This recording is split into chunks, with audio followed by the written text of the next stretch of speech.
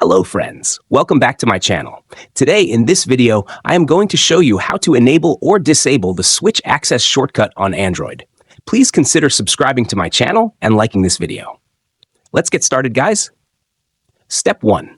First, unlock your Nothing phone and open the Settings app to find the Home Settings menu.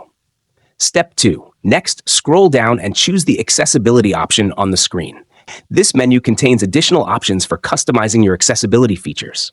Step 3. Now scroll down to locate the Switch Access option. Tap on it.